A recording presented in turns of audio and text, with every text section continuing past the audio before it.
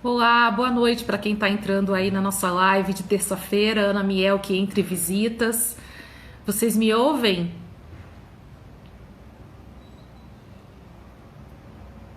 Boa noite.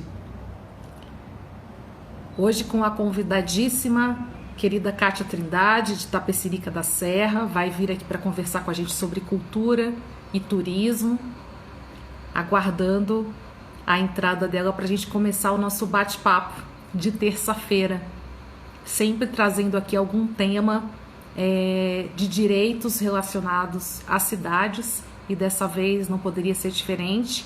A gente vai conversar um pouco sobre cultura e turismo em cidades democráticas. Olha a Kátia Trindade entrando aqui, já vou convidá-la.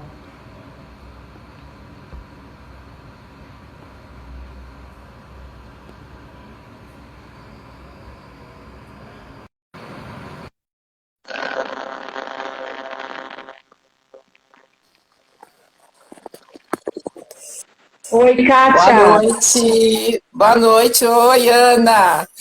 Boa noite. Seja bem-vinda aqui ao Ana Miel, que entre visitas. Um prazer Muito enorme te obrigada. receber. Muito obrigada. Estou muito feliz de estar aqui com você.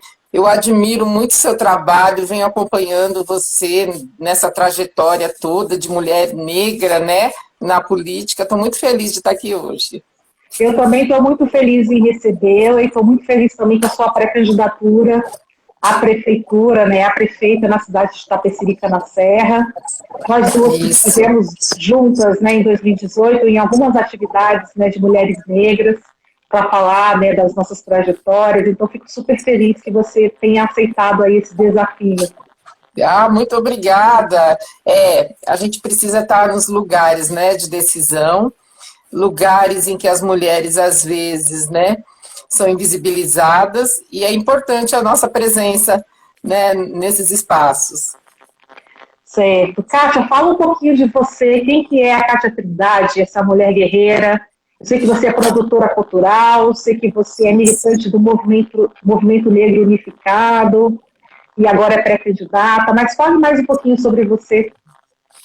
Ô, Ana, eu sou funcionária pública, né, trabalhei por muito tempo na Secretaria de Cultura daqui da minha cidade, de Itapecerica da Serra. É, Fiquei lá, eu acredito, por volta de 15 anos na Secretaria de Cultura. Era responsável pelos projetos, né?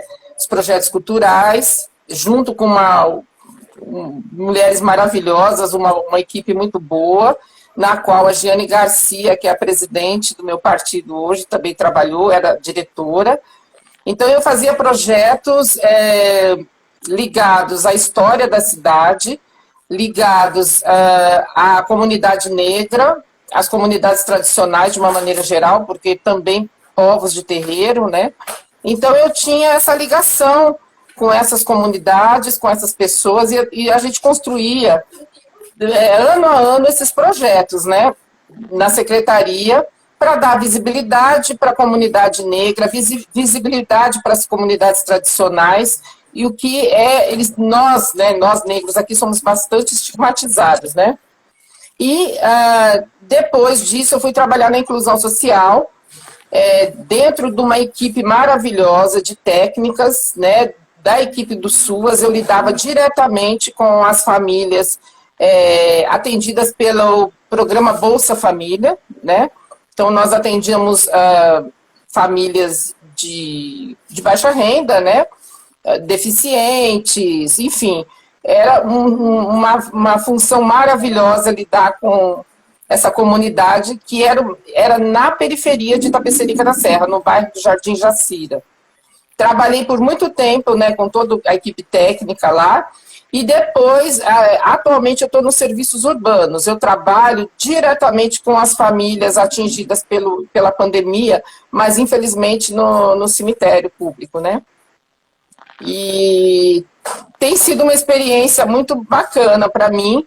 E a gente está ali, né? A gente é servidor público, né, Ana? Então, a gente precisa estar preparado para trabalhar nessa questão, infelizmente, nessa pandemia toda que atingiu todos os municípios de São Paulo. Bom, já que você tocou Depois, aí. Tá, vai continuar então. Então, mas antes disso eu era concursada da Prefeitura de São Paulo, na Secretaria de Inclusão Social também, né? Trabalhava diretamente como educadora em creche e fiz parte por muito tempo do Teatro Popular Solano Trindade, né? Fazia todas as oficinas lá, participava inclusive nos shows e tudo mais, na construção, não necessariamente na produção, mas eu era uma das integrantes. Depois, quando foi em 2009, quando o Ilu Bademir homenageou Raquel Trindade, né, no Carnaval, e aí eu me apaixonei pelo Ilu. E eu estou até hoje no Ilu Bademir, né? Eu sou do naipe da percussão, e eu devo muito ao Ilu, porque o Ilu, ele direcionou muito a minha militância dentro do movimento negro, mas principalmente dentro do feminismo negro, né? Então, o Ilu Bademir é a minha grande escola. A Beth Belli, a Adriana Aragão, o Sossô Parma, são as minhas grandes mestras, né? E eu passei pelo Ilu. Eu falei, gente, eu vou ficar 1 ano, eu vou ficar 2 anos. Quando eu vi, eu estou até hoje, eu entrei em 2009, né, no Ilu Bademir, e continuo no mesmo naipe, que é o naipe do agogô, né, é apaixonante. Então, eu tenho essa questão da minha militância. Em 2012, eu me filiei através da Soninha, né, a Sônia Santos, do MNU de Diadema, me convidou para ir para o MNU. E eu fui militar no MNU, eu tinha feito uma passagem rápida pela CONEM, e quando cheguei no MNU, sinceramente, eu me achei, eu me encontrei, né? Diante de tantas pessoas, de tantas figuras, né, maravilhosas, como Milton, né? Como a Ieda Leal. Então, eu fiquei muito feliz. E quando foi em 2018... eu fui para a coordenação, nós abrimos um núcleo aqui em Itapecerica da Serra do MNU. Hoje nós temos por volta de 70 pessoas que participam, né, filiados do MNU. E com a pandemia, infelizmente, nós tivemos que parar um pouco, né, por conta dessa questão do isolamento social. Você falou um pouco também da sua trajetória familiar, né, da sua ascendência familiar. Eu queria que você falasse um pouquinho mais para quem não conhece, né? Então, eu sou da família Trindade, sou da família Trindade, eu sou filha do Liberto, né, meus avós tiveram 4 filhos, que foi a tia Raquel, a mais velha, tia Godiva, o meu pai Liberto e meu tio Francisco, que faleceu, né? E a minha avó era uma grande folclorista, ela que ensinava as danças, né, brasileiras, e os cantos era minha avó, e meu avô tinha a questão de articular mesmo com os artistas, e trazer também todo esse conhecimento, e trazer o apoio, né, de grandes artistas da época para o teatro popular. Meu avô chegou a morar aqui em Itapecerica da Serra, né, e acabou indo fundar a Feira de Artes do Imbu. Então, ele é um dos fundadores, junto com o Sakai, né, da Feira do Imbu. Tinha a Lagoa lá, onde eles faziam grandes festas, é uma cidade bem boêmia, né? Então, o Solano, ele trouxe muitos artistas, inclusive da Praça da República, para Embu das Artes, e ali ele funda a feira e começa todo aquele movimento artístico e cultural de Embu das Artes, né? E eu sou filha do Liberto e da Benedita. E minha mãe, meu pai sempre foi do samba, né? Meu pai hoje é embaixador do samba paulista. Minha mãe era porta-bandeira da Mocidade Alegre. Eu cresci correndo ali na quadra da Mocidade, eu me lembro do Juarez, da Cassinha. Então, eu tive, assim, uma base muito cultural, mas voltada mais para o samba, né? Apesar do meu pai participar do teatro. Isso não é base, isso é um legado. É um legado. E aí eu passei pela Mocidade Alegre, tudo. Meu pai continua muito presente dentro do samba paulista, né? É uma grande referência do samba, junto com tantos outros, como a embaixatriz Maria Helena, né? E eu acabei, né, com tudo isso, e, num certo momento, indo para o Teatro Popular Solano Trindade, e ali eu aprendi com a minha tia, né? Então, também foi um grande aprendizado com Raquel Trindade. Apesar que as pessoas falam, além da aparência, né, que eu tenho dela, ela era uma mulher, assim, incrível, incrível, incrível. E a gente se parecia realmente na personalidade, ela tinha uma personalidade muito mais forte que a minha, mas eu gostava do que ela gostava, ela falava, ela contava as histórias, ela reproduzia, né, que era mesmo um ensinamento oral, né, de família, que minha tia sempre fez muito bem. E a minha tia, na verdade, herdou o legado de Solano, né? Minha tia herdou o legado de Solano Trindade, e ela passava isso não só para a família, mas ela passava para os amigos também, né? Ela passava para os amigos. E foi uma grande mestra na minha vida. Muitas pessoas aqui mandando um salve, Solano Trindade presente, salve Solano Trindade. Salve Solano! Para quem não conhece, para quem está chegando agora, Solano Trindade é uma grande referência aí da cultura afro-brasileira, montou o teatro, né? Solano Trindade foi poeta, escreveu muitos poemas falando sobre a vida, né, a sobrevivência do negro, sobre o racismo. Sim, então, sim. O Solano, ele foi um dos fundadores da Frente Negra Pernambucana, né? Depois ele sai do Recife e vem para o Rio de Janeiro, né? Então, nas poesias dele, ele fala do Bar Vermelhinho.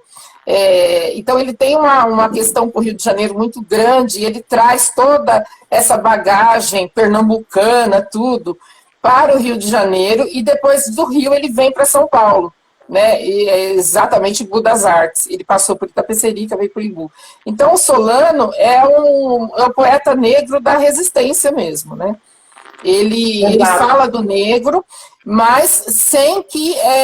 e ele tinha uma coisa muito interessante, que ele unia as raças, né? Se é que se pode dizer assim. O Solano, ele falava, mas ele falava com carinho, e ele abria, ele acolhia.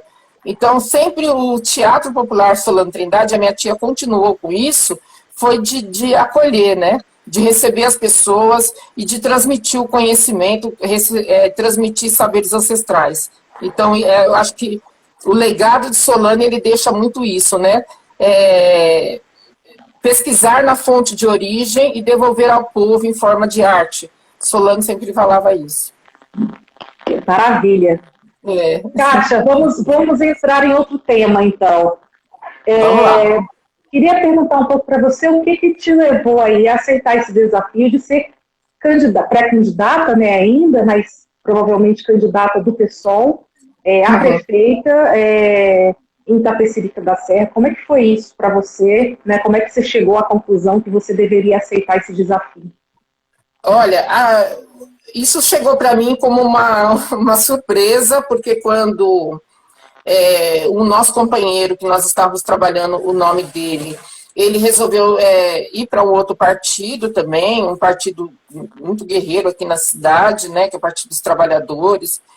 E aí ele foi, e nós ficamos meio assim, o nosso grupo, a nossa equipe, ela ficou meio sem chão, e aí veio o convite da diretoria do PSOL para que eu colocasse meu nome para sair como pré-candidata a prefeita.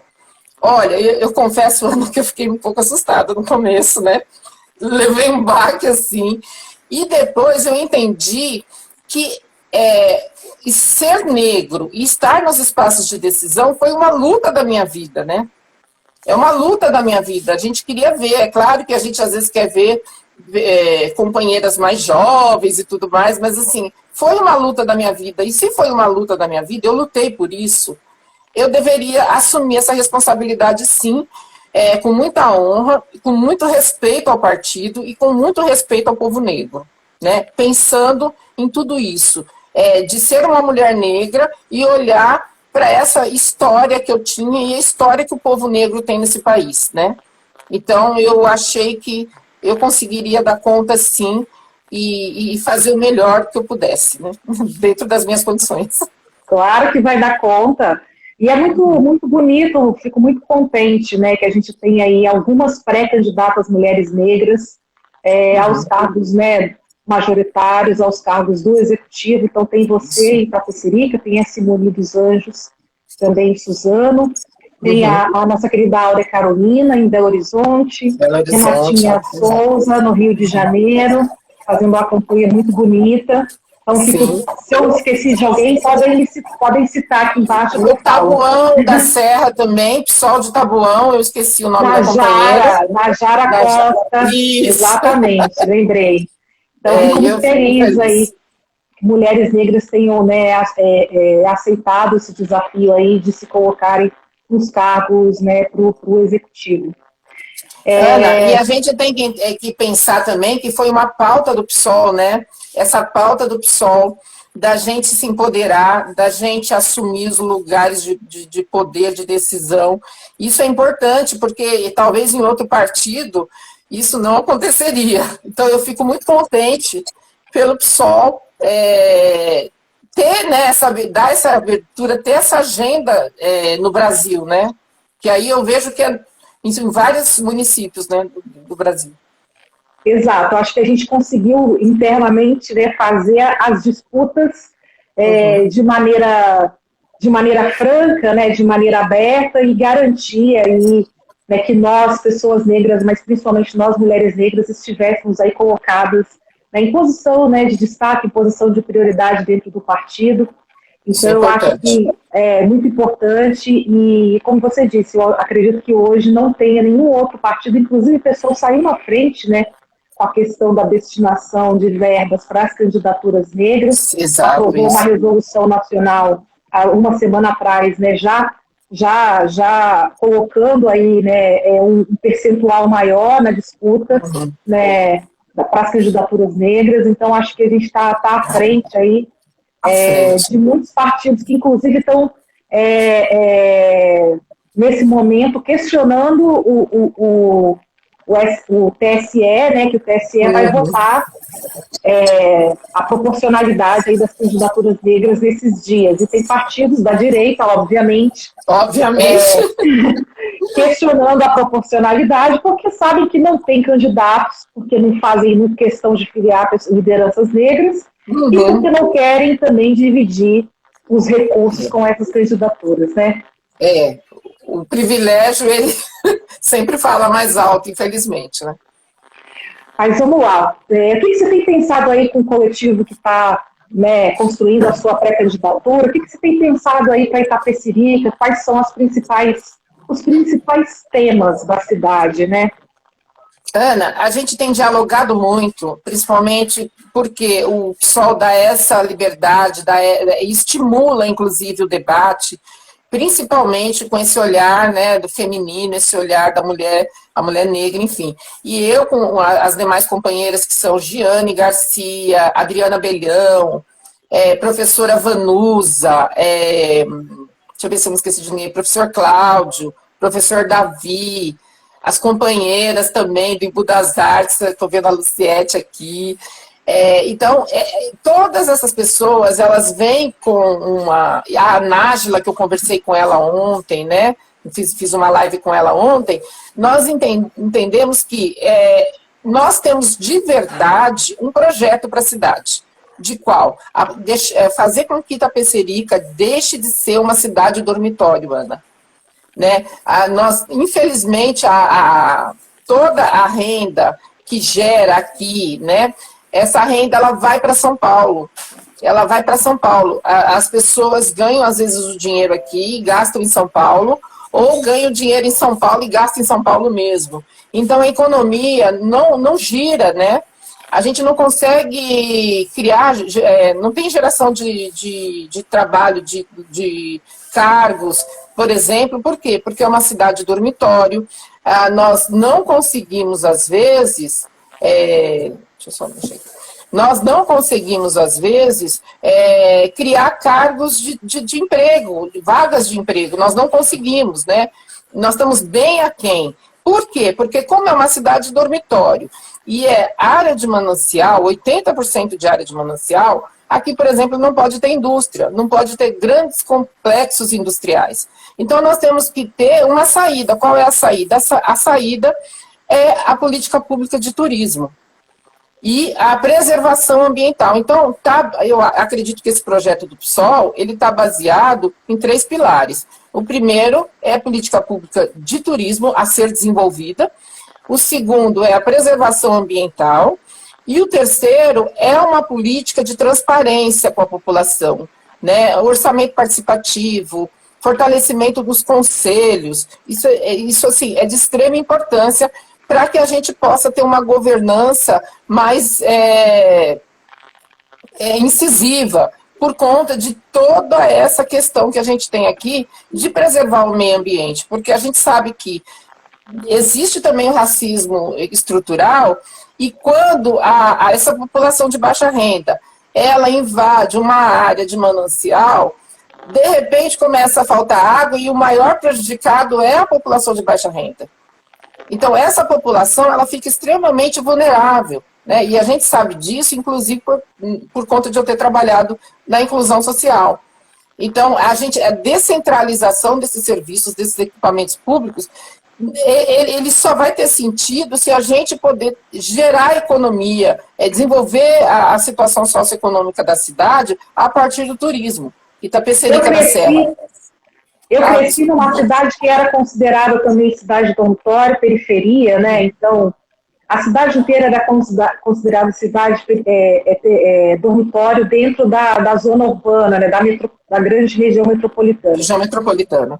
E aí, uma das consequências, né, dessa geração de emprego no lugar, ou dessa renda que muitas vezes não fica no município, é gasta no município mais rico, é justamente a falta, né, de recursos, né, públicos para você investir em direitos básicos, né? Então, se você não tem recursos circulando na cidade, né, gerando impostos que possam vir a se tornar recursos públicos, né, você não consegue fazer um planejamento de médio e longo prazo para, né, saneamento básico, para investir em saúde, né, para investir em educação pública.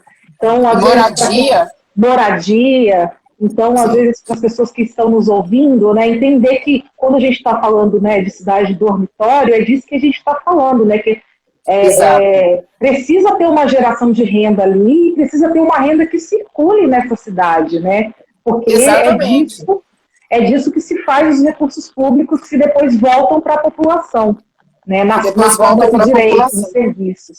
Exato. Quando a gente fala de turismo na cidade de Itapecerica da Serra, muitos falam, mas que turismo que tem?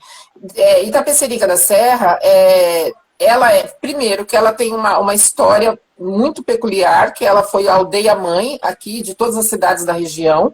Foi um aldeamento, né, jesuítico.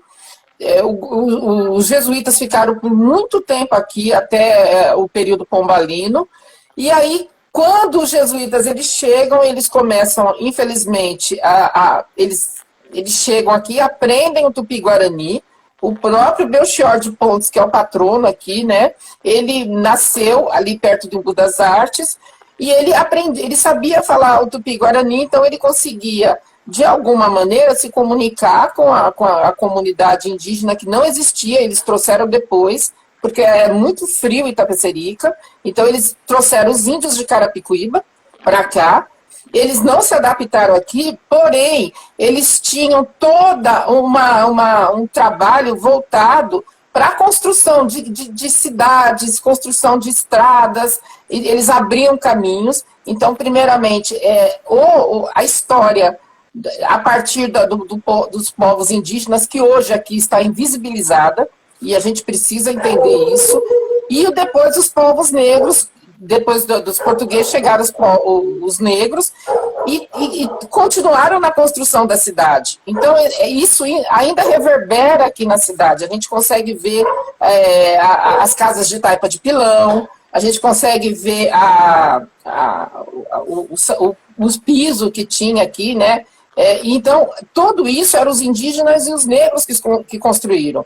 Mas a história que invisibiliza esses povos. E aí eles falam, poxa, a Itapecerica começa a avançar a partir dos alemães, dos japoneses e dos árabes. E não é verdade, né? Existia uma comunidade bastante organizada aqui. E essa história ainda está, né? Ou nas fotografias, ou na arquitetura, ou no desenvolvimento arquitetônico que a gente vai observar depois. Então, existe sim uma linda história em Itapecerica. Tem uma história bacana, que é uma história de exploração, é claro, mas a história ela está aqui, ela permanece aqui. Então, você acha que falta um pouco de... Você acha que falta talvez uma proposta, uma política pública de resgate e preservação desse patrimônio? Resgate, preservação e em grande parte, restauração, né? Porque nós temos um arquivo dentro do Museu Histórico e da Memória que não fala do negro e não fala do indígena, né? Mas as fotos estão lá e todos os documentos da Cúria estão lá preservados nesse local. Mas não tem nenhum tipo de investimento hoje aqui. Então é isso também que é o projeto do PSOL, né? A gente precisa resgatar tudo isso para que essa cidade tenha a valorização que ela merece. Aí tem uma outra questão, aonde é construída a Igreja Matriz, que é um santuário, o Santuário Nossa Senhora dos Prazeres, era um local que fazia, às vezes, de um forte. Porque neste local a gente consegue avistar o pátio do colégio, por incrível que pareça, muita gente não sabe disso. Então, os jesuítas, para proteger o pátio do colégio, eles tinham, aqui era como se fosse um mirante. Daqui nós conseguimos avistar, e até hoje a gente consegue avistar, por exemplo, a Avenida Paulista, enfim. Então, existe toda uma história. Itapecerica, ela foi um circuito de águas, né? Ainda na época das baldeadeiras, onde elas pegavam por volta de 1700, 1800, eram mulheres negras que saíam com os baldes, iam nas minas de água, pegavam a água e entregavam para o comércio, porque Itapecerica era só uma pequena vila, né?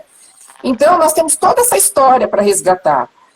Mas precisa ter alguém que faça isso, e é importante esse projeto do PSOL.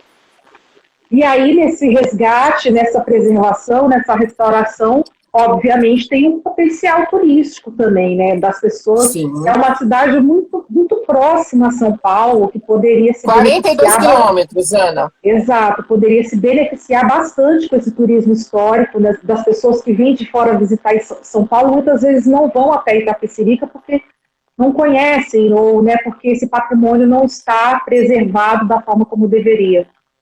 Sim, e depois nós temos também o Kinkakuji, né, que é o Templo Dourado, que é uma réplica do templo japonês. Nós temos uma diversidade do bioma aqui, com várias bacias, vários lençóis de água. O que é importante, que a gente precisa entender, é que quem tem a sua propriedade tem que entender que precisa preservar. Porque se não preservar, nós vamos continuar como cidade dormitório, né? Então nós temos a história, nós temos o bioma, nós temos as vocações que Itapecerica sempre teve, que é a vocação para a música. Então, uma das primeiras corporações musicais aqui está em Itapecerica da Serra, né? Foi criada em Itapecerica da Serra.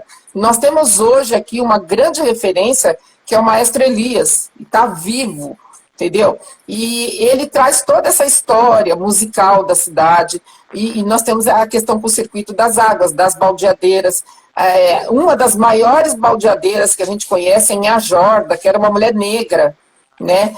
E todos conhecem a história dela. Ela andava pela cidade com os baldes na cabeça, acho que a gente tem uma foto dela. Então, é uma história linda, e é uma cidade que tem todo um potencial turístico.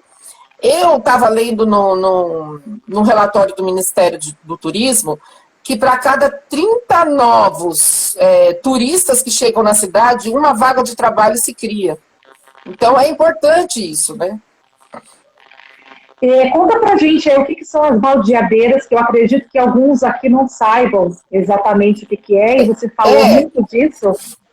As baldeadeiras. As baldeadeiras era o seguinte, existia o núcleo ali da cidade de Itapecerica da Serra, aqui é muito alto, e tem uma grande questão, né? Quem que ia pegar água para que a população pudesse utilizar e tudo mais? Não tinha saneamento, né? E quem eram? As mulheres. Então, hoje, a primeira bica, né, a bica que tinha caixa d'água, eles falam de caixa d'água, ela ainda existe aqui, que data do século retrasado, onde as mulheres pegavam o balde de água, enchiam e levavam até as casas das pessoas.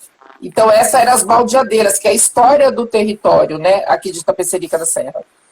Eu descobri isso. Lata d'água na cabeça, né? Lata d'água na cabeça. Então, veja, olha o trabalho dessas mulheres negras, né? E hoje está invisibilizado. Isso, ninguém conta essa história, ninguém fala disso, né? As pessoas só falam a partir da chegada dos imigrantes para cá. Não, é super interessante esse resgate. Isso me faz lembrar, né, daquele resgate das lavadeiras de Itapuã, né? Que virou patrimônio histórico de Salvador, né? Exatamente. Então, que lavar, né, até hoje lá tem um espaço cultural, né? Foi criado um espaço cultural no próximo do Rio, né? Para você homenagear essas mulheres, né? Fazem parte da história de ocupação dos bairros, né? Isso, tem as quebradeiras de coco, né? Também. Esse ano eu fui desfilar na Grande Rio, por conta que minha tia era neta de santo de Joãozinho da Gomeia. E aí eu conheci a história de Joãozinho da Gomeia, foi assim uma coisa emocionante, uma experiência para mim surreal. E aí depois eu descobri que eles fizeram esse enredo porque o prefeito da cidade queria destruir a casa, né, de Joãozinho da Gomeia. E assim, graças ao MNU, e aí eu tenho que agradecer muito ao MNU, isso não aconteceu, porque nós fizemos diversos abaixo-assinados e o prefeito, ele voltou atrás, mas a gente tem que ficar muito alerta com isso. Então, quando a gente fala da nossa história, né, da história das baldeadeiras, aqui em Itapecerica, era muito comum também, Ana, as parteiras, né? Então, nós temos aqui a dona Zoraide Eva das Dores, que deu nome à maternidade aqui, mas antes dela tinha a dona Ditinha. E dona Ditinha fazia os partos e ensinou a Zoraide Eva das Dores a ser parteira também. Então, nós temos toda uma história para resgatar, né? Então, é baseado nisso que a gente entende que é possível, sim, construir um turismo, uma política pública de turismo para a gente desenvolver o município e o município deixar de ser cidade dormitório. Muito bem. Tem uma pergunta aqui do professor Cláudio de Itapecerica. Camarada Cláudio, um abraço, saudações. Mandar um abraço também para a Cris, lá de Itapecerica. Cris, obrigada, Cris. Está perguntando aqui se você já por que você acredita que, né, nas periferias de São Paulo teve esse fenômeno que já não é tão recente assim, mas que nos últimos 15, 20 anos ganhou bastante força, que é o fenômeno dos saraus nas periferias, né? E por que você acredita que na periferia de Itapecerica não tem esse tipo de movimento, se você já refletir sobre isso? Ele está perguntando se tem ou se que não tem? Tem essa ausência. A periferia de Itapecerica tem essa ausência, Olha, nós temos... Talvez não tenha. Olha, e tem, eu acredito que tem. Por exemplo, nós temos o Jaçaral do Pezão, que fica lá na divisa, no Jacira. O bairro do Jacira, ele é muito rico. Existem um artista plástico que chama de Albuquerque. O de Albuquerque, ele faz um movimento cultural. Só que esses movimentos, eles deveriam ser estimulados pelo poder público, Ana. E nós temos nós temos dificuldade de dialogar com o poder público. Haja visto a questão da lei Aldir Blanc aí. Estamos montando uma comissão para conversar com o poder público e é muito difícil conversar com eles. Mas, por exemplo, nós organizamos aqui no centro, Parque Paraíso, tal, o Sarau Sem Nome, nós temos o Ita Poesia, que é um movimento de saraus, mas disso o professor até tem razão, são poucas essas manifestações, mas elas existem. O que precisa é a gente ter uma política pública de cultura para a cidade que hoje nós não temos ainda existente. E aí eu acho que é muito importante a gente pensar nessa política de cultura, não só de cultura, mas tem algumas questões como cultura, educação, esporte, lazer, que elas precisam ser pensadas no ambiente metropolitano, né? Semana passada eu recebi aqui o querido professor Betinho. Eu assisti. Que está ali em Diadema, né? E a gente falou um pouco sobre isso também. As bordas da cidade, elas acabam pegando muitos, 2, 3 municípios, né? Então, Tapecerica, Embu, São Paulo, fica tudo ali muito junto e misturado, né? Então, pensar a política de fomento à cultura, de educação, de fomento ao esporte, ao lazer, ligados aos equipamentos de cultura municipais, pensar tudo isso de forma metropolitana, seria bastante interessante, né? Todo mundo ganharia, né? Especialmente porque São Paulo, a gente sabe que é uma cidade mais rica, né? Então talvez ela pudesse, inclusive, ajudar a startar, né, algumas dessas políticas nas bordas, né, da cidade. Exatamente. O que acontece é que eu entendo que é um problema hoje para nós aqui de Tapecerica da Serra, Ana, é a falta do pertencimento, sabe? Lá no Jacira, mas isso acontece em outros bairros de Tapecerica, mas principalmente no Jacira, quando eles vêm para aqui para o centro, eles falam, peraí que eu vou lá em Tapecerica. Eles não falam, eu vou no centro, eu vou em Tapecerica, como se eles não morassem em Tapecerica. Sim. Então, por exemplo, a grande maioria das crianças, elas não sabem a história de Tapecerica. Né? Elas não sabem por que a gente comemora o 8 de maio, porque quem era Major Teles, que foi o primeiro prefeito da cidade, aonde que fica, por que a igreja está ali, por que nós devemos preservar o meio ambiente. Elas não têm essa ligação afetiva com a cidade. E não tem por quê? Porque falta o investimento, falta o gestor ter esse entendimento de quanto é importante isso, conhecer a sua história. E a grande questão tem uma dificuldade muito grande de infraestrutura na cidade. Por exemplo, de transporte público. Então, a grande maioria do pessoal do Jacira usa o transporte de São Paulo, que passa por aqui e volta para São Paulo. Então, dificilmente eles vêm para o centro da cidade.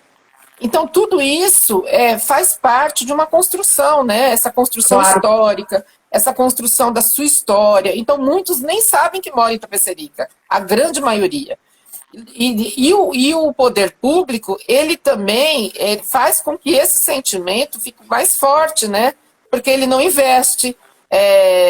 Por exemplo, os sarais hoje, a sociedade civil é que toca os sarais. Não existe um investimento hoje do poder público para falar, não, vamos investir ali. Nós temos a arte e a educação muito forte aqui em Tapecerica por conta dos barracões culturais da cidadania, que era do projeto do Tião, e esse projeto ele ficou no passado, não existe mais. Então hoje o arte educador ele é tratado igual gado aqui, né? O poder público não dá o devido respeito para ele, e eles que incutem no cidadão esse pertencimento também, né? E nossos professores mal pagos, que têm toda uma dificuldade, eles que incutem nesse cidadão o sentimento de pertencer aqui a esse território, entendeu? Então, essa é a dificuldade muito grande. Você falou aí também, em algum momento, sobre a questão ambiental, né? A necessidade de se trabalhar a preservação, porque é uma região de muitos mananciais, né? rica de mananciais, então, mas também, além da preservação, o próprio ambiente, ele também pode ser um chamariz turístico, né? Para fazer turismo de aventura, né? Um turismo mais, algumas pessoas chamam de turismo rural, outros chamam de turismo de aventura. O meio ambiente ele também pode ser um impulso, uma mola propulsora do turismo, né? Exato. Eu vejo pelo trabalho da Adriana Abelhão, que é muito lindo, né? Que ela fala da economia verde, né? Da agricultura familiar. E às vezes, por exemplo, nós temos ligados mais ao meio ambiente, que é os povos de terreiro, que a gente tem que entender que existe esse turismo, né? Porque os povos de terreiro, eles entendem o seguinte: sem a mata não tem o orixá, né? Então, vem muita gente, às vezes, de fora, para uma festa, tudo, e aquele local das comunidades tradicionais, ele é preservado, por incrível que pareça, ele é extremamente preservado. Então, é a importância da gente discutir. Existem locais para a construção de moradia que não vão danificar o meio ambiente, né? Que são, eles chamam de território social. Então, ali já não tem mais a mata nativa, e é possível se fazer um projeto habitacional naquele local. Mas tudo isso precisa de estudo e precisa de investimento. Nós hoje não temos um projeto habitacional que não degrade o meio ambiente, é claro, em Tapecerica sendo desenvolvido. Então a gente precisa buscar, e essas áreas existem, tá? Existe uma engenheira ambiental, inclusive que a Adriana trouxe para conversar com a gente, ela falou que existem várias áreas. E o lençol freático, ele é extenso demais, né? Ele é extenso demais. E com relação ao programa habitacional, o déficit hoje aqui em Tapecerica é de 13 mil habitações. Então é muita coisa e tem espaço para isso, mas precisa de um projeto, né? E o investimento, né? E você sabe, Kátia, qual que é a proporção aí étnico-racial da cidade? Tu saberia me dizer isso? Nós temos, se eu não me engano, eu andei até esses dias olhando, mas eu não me lembro agora, mas me parece que nós somos 26% a 40% de negros aqui na cidade, né? Então você veja, é um número, né, bem interessante, que a gente poderia trabalhar bem. E você acredita que... Só que eu acho que está muito baixinho, peraí. Luiz, aqui eu estou te ouvindo muito bem. Baixa a câmera, a altura. Espera um pouquinho. Oi.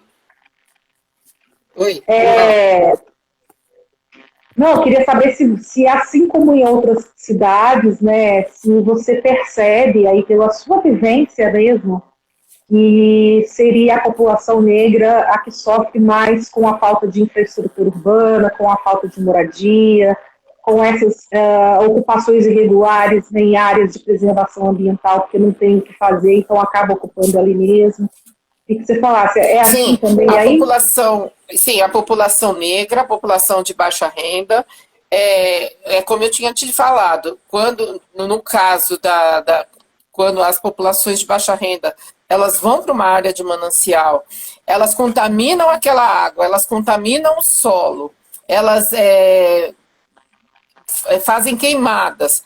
Então, já sem a água, uma água de qualidade, quem sofre mais com isso são a própria população negra e população de baixa renda. E tem uma outra questão que a gente fala muito aqui, que é a questão dos equipamentos de saúde, né? Quando se está numa área contaminada, as crianças sempre ficam mais doentes, as gestantes sempre têm algum problema de saúde, né? E o número de postos de saúde, de equipamentos de saúde aqui, é bem menor que o número de bairros. Então, isso é um ciclo vicioso, né? Claro. Então, você está num lugar que está insalubre, né? Com água contaminada, com solo contaminado, e você não tem necessidade de somente se ocupar aquela área, uma vez que existem outras áreas, mas o que falta é o planejamento mesmo. Falta um projeto habitacional dentro do município para acomodar essas pessoas que hoje estão numa condição de sem teto. Isso me fez pensar aqui a questão do coronavírus. Como é que foi isso aí? Está sendo, na verdade, né? Essa questão da pandemia. Olha, a mortalidade aqui é muito grande, mas nem todos, como nós temos o Hospital Geral de Itapecerica, vem muita gente de fora que morre, às vezes acaba sendo enterrada aqui e entra também, né, na estatística, mas tem sido muito difícil, uma vez que existe uma pressão do comércio da cidade para que se reabrisse, né? E, infelizmente, eu acho que isso está no Brasil inteiro, né? Mas aqui em Itapecerica, o comércio está praticamente normalizou, né? Tem muita gente na rua, muita gente sem máscara. A gente que caminha por Itapecerica, a gente observa muitas e muitas pessoas sem máscara, né, nas ruas e tudo mais. Isso é complicado, né? Porque a gente entende que o prefeito também ele é pressionado para reabrir, né? Todos eles foram, né? Estão sendo. Alguns seguram mais, alguns seguram mais, né? Outros seguram menos. Eu acredito que aqui até foi um pouquinho mais além, mas a gente sabia que em algum momento ia ter essa abertura do comércio e que é bastante prejudicial para a gente, porque você não tem como controlar, né? Mesmo com todos os protocolos, não tem como controlar. Aqui a nossa querida Luciete está falando, na verdade, planejamento e vontade política, né? Porque além do planejamento... Principalmente vontade política. Tem que ter vontade política, porque senão o planejamento é engavetado, inclusive, né? Não adianta nada fazer um planejamento, muitas vezes ouvir, inclusive, os moradores, mas engavetar aí por 3, 4 anos, né, até terminar o mandato. Porque tem prefeito que faz isso, né? Finge participação. Exatamente, é por isso a importância do fortalecimento dos conselhos, né? Nós temos aqui o Conselho de Cultura. Eu digo assim, na questão da Aldir Blanc, na questão, inclusive, claro.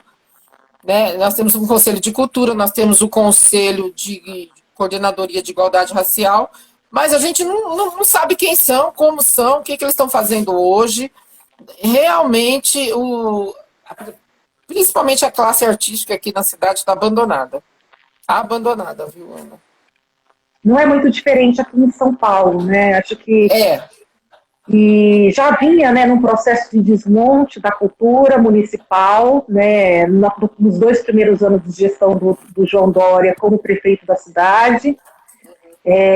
O Bruno Covas, né, tentou dar uma perfumada, né, nas políticas de cultura, colocando, né, um secretário que tinha mais integração, digamos assim, com a classe artística. Mas veio a pandemia, o que a gente viu foi que não houve planejamento, né, para dar um suporte mínimo para a turma da cultura, né, que está aí com todos os seus shows, com todas as suas apresentações desmarcadas, né, muitos pedindo ajuda, alguns tentando fazer live pela internet com algum patrocínio, mas o geral é que as pessoas estão, assim, vendendo almoço para comprar janta, né? Como se diria lá na minha terra. Então, isso é falta de planejamento, né? Porque se você sabe que vai ter uma... total de planejamento. Se você sabe que nós vai ter temos uma pandemia... questão aqui que acontece o tempo inteiro, é recorrente, que os artistas eles são chamados para tocar de graça. Ah, sim. Então, isso é um absurdo. É assim, sabe? É impensável uma coisa dessas. Então, a grande maioria dos artistas... também, né? Os grandes eventos que contratam artistas de fora. Nossa, é um fim. Aqui nem artista de fora vem, para você ter uma ideia da situação. Então, assim, quando vem, é uma vez ou outra, uma vez a cada ano, e os únicos artistas que vêm de fora, eles vêm para tocar no bendito do rodeio, né? E nem vou entrar nesse mérito do rodeio, mas, por exemplo, no rodeio, os artistas da cidade, eles não são convidados a tocar. E quando eles são convidados, eles têm que tocar de graça. Né? Então, é uma briga muito grande, que a gente pergunta, gente, mas nós temos um conselho de cultura, a gente não pode permitir que isso aconteça e tal. mas assim, nem para chamar eles para falar, olha, tem um cachê para vocês se apresentarem e tudo mais. Isso não existe, Ana. Para você ver como que é o atraso da cidade, que a gente precisa mudar isso, né? Mas, infelizmente, isso é comum em muitas cidades. Eu me lembro que, alguns anos atrás, os movimentos de cultura do Nordeste, das regiões, dos estados que fazem o São João, fizeram um grande boicote em algumas cidades à realização do São João, porque justamente para protestar contra essa lógica, né, de contratar os grandes artistas, porque grandes, não necessariamente porque são melhores, mas porque são famosos, com cachês absurdos, né, na casa de milhões, e os forrozeiros locais, né, não serem contratados, ou quando eram contratados com cachês de mixaria, tocando em horários que não havia público. Então, eu me lembro desse movimento não tem muito tempo. É até interessante a gente resgatar isso, porque para desconstruir essa lógica também. Não é que você não pode ter artistas nacionais, mas você tem que ter uma proporção, porque contratar os artistas locais faz parte de você fazer o dinheiro circular, que era aquilo que a gente estava falando antes. Exatamente. Tem uma festa muito popular aqui, que é o próprio rodeio. Nós temos essa festa que é popular, né, tradicional da cultura da cidade. Os artistas vêm, se apresentam, os artistas de fora. Os nossos artistas, quando eles conseguem, eles têm que tocar de graça. Os nossos artesãos, né, os nossos profissionais da arte, da cultura, eles não são convidados, né? E todo o dinheiro arrecadado no rodeio, ele sai de Itapecerica, ele não fica aqui. Então, por exemplo, como tem tudo lá dentro, né, restaurante e tudo mais, as pessoas que vêm para Itapecerica, eles não frequentam nossos restaurantes, eles não consomem nossos produtos, nem a demanda, o que é produzido pelos artesãos, nem os grupos culturais, nada. Então, eles vêm, pegam todo o dinheiro da cidade e depois levam o dinheiro embora. E não fica nada para a cidade. Então, assim a gente precisa repensar isso. Claro. Né? A gente precisa repensar. Cátia, estamos chegando ao nosso final de bate-papo aqui. Quais são suas expectativas aí para os próximos meses, próximos anos? Como é que você está vendo aí essa pré-campanha em Itapecerica? Ana, eu tô bastante animada, né? Tô com uma grande expectativa, mas eu tenho os pés no chão, eu sei da nossa realidade, né? Nós sabemos que a gente ainda tem um eleitorado bastante conservador, né? Um eleitorado que ele apesar de ele entender que esse modelo de política, né?